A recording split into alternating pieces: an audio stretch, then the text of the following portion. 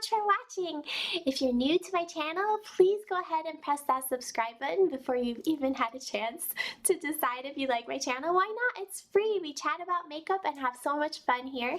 And if you are a part of my Cake Face family already, thank you so much for coming back as we chat about common makeup practices that just don't work for me. For some reason, I've tried them multiple times and they work for other people beautifully, but for me, they just don't work, whether it's my skin type or my preferences. It just isn't flattering. So, maybe you have had these same issues and you've seen these makeup gurus talk on and on about the right way to do this or that, and you've tried it and it just doesn't work for you, so you're not alone. Or maybe these practices do work for you, and I hope that they do. But I think that makeup, much like the rest of life, is something that you have to find the way to do it that makes you happy. So whether or not somebody says to do something, you can't just follow advice blindly. You have to find what works for you. So today I'm going to be sharing with you some struggles I've had in my makeup journey, and one of the biggest ones is foundation matching. I think everybody, especially when you're new to makeup, has trouble finding the right foundation shades, especially if you have unique skin tones, like really dark skin tones, or my skin tone is a lighter yellow-based skin tone. And one of the most common ways to find your perfect foundation shade is to go to a store like MAC or Sephora. I happen to work at Sephora, and we use this little machine where we actually color match you.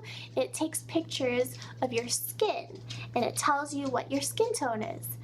And I've had clients come in who look just like me, and for some reason it always matches us to really dark foundations, and I don't like it.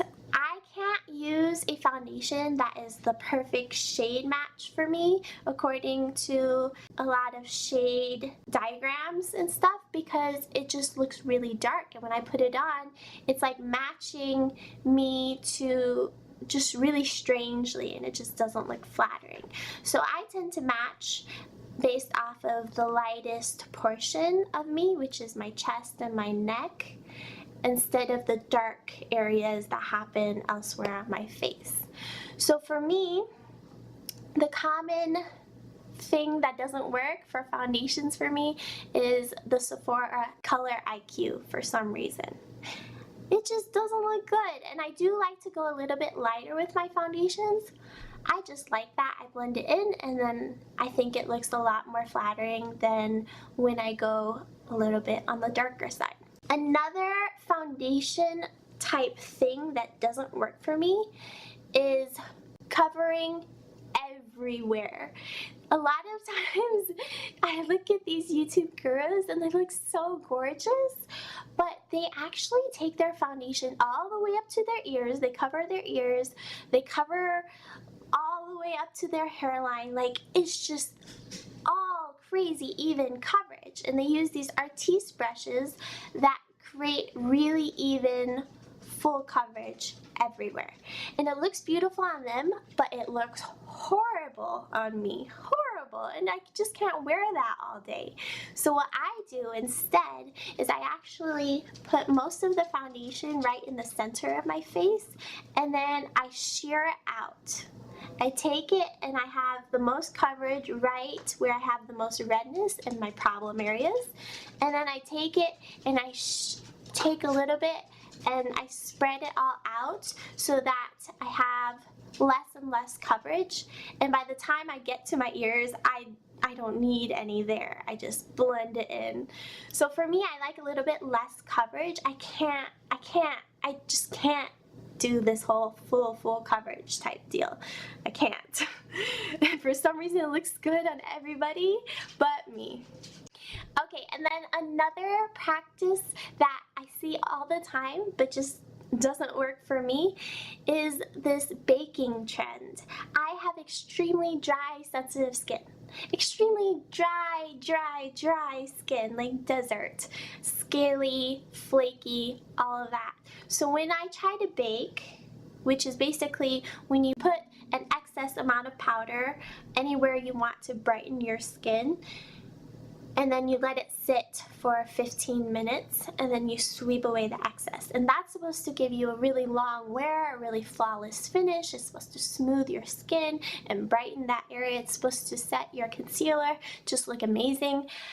I can't do it. It looks horrible and accentuates my dryness. If you have dry skin, I beg you, don't bake around the eyes. The under eye area is one of the first places to get really dry, and it's because that skin there is about the 10th of the depth of the rest of the skin on your face, and it's the first to lose moisture.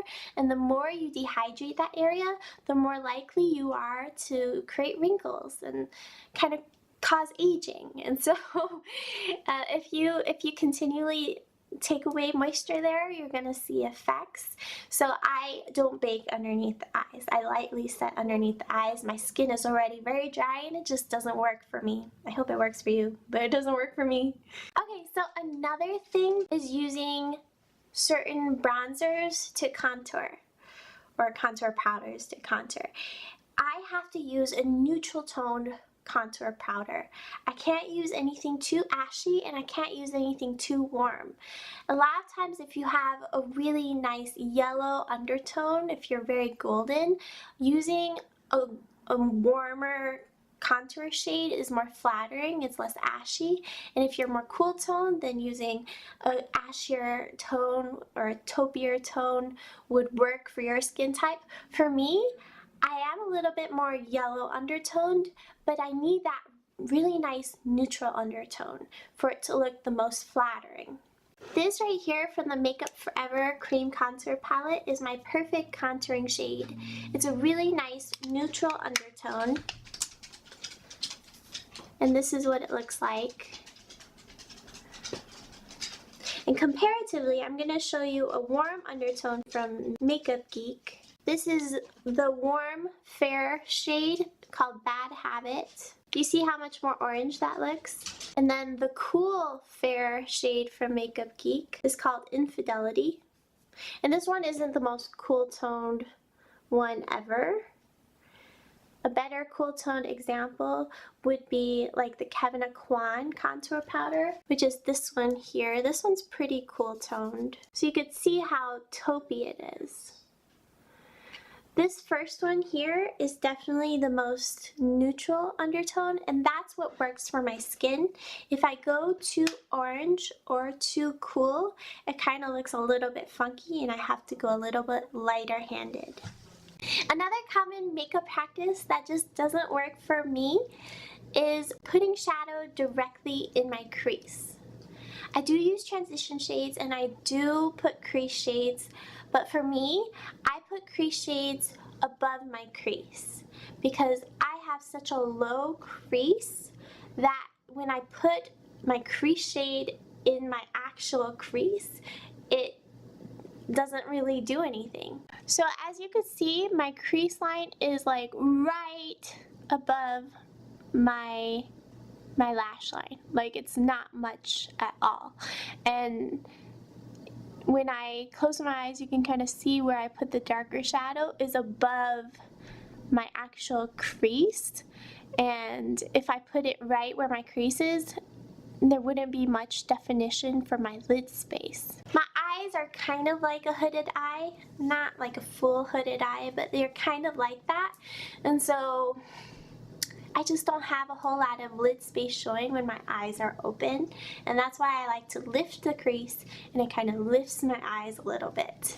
Now I'm going to share with you a few specific products that just don't work for me, and they are quite popular ones.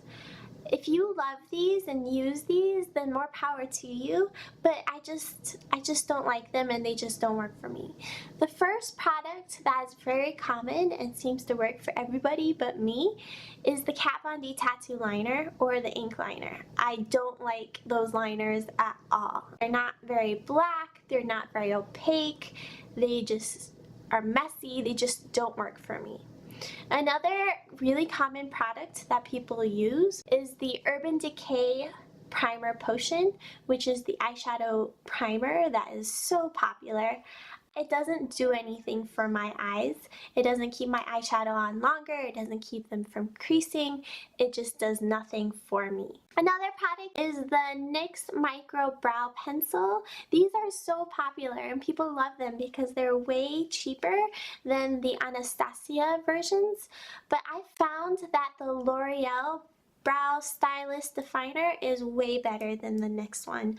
This just doesn't work for me and it's so popular. There are a couple flower ingredients that I veer away from, and the first one is rose products. Rose products are all the rage right now. Everybody is coming out with products like that, and all kinds of brands, and everybody loves it. And for some reason, I have allergic reaction to products with rose in it. There are a couple that I love and I have no sensitivity to based off of the parts of the rose that they use. Notably, the Fresh Face line, the Rose Serum and Face Moisturizer, I have no problem using. But products like this facial spray, I can't use. It irritates my skin. When I first started using this, it was fine, and I actually recommended it to some people because I thought it was so nice, but I developed a horrible sensitivity to this. I've had multiple products that contain rose in them that I've just had really bad skin reactions to. Another category of flowers that I tend to veer away from is lavender. And lavender is also very, very popular, and I can't stand it. Like, it makes me sick. It makes me physically ill. So rose and lavender, I have to be very careful when products have that in there. Alrighty, so that is it. I just wanted to share with you guys a few random things that just don't work for me, basically unfavorites of mine. Things that people do or use, but I just can't. No. So I hope that you enjoyed. Please subscribe if you haven't already. Thumbs up this video if you enjoyed it. And leave a comment in the comment section down below letting me know what is something that you've seen work for other people but just doesn't work for you. I would love to hear your stories. And I will catch you in my next one. Bye, loves.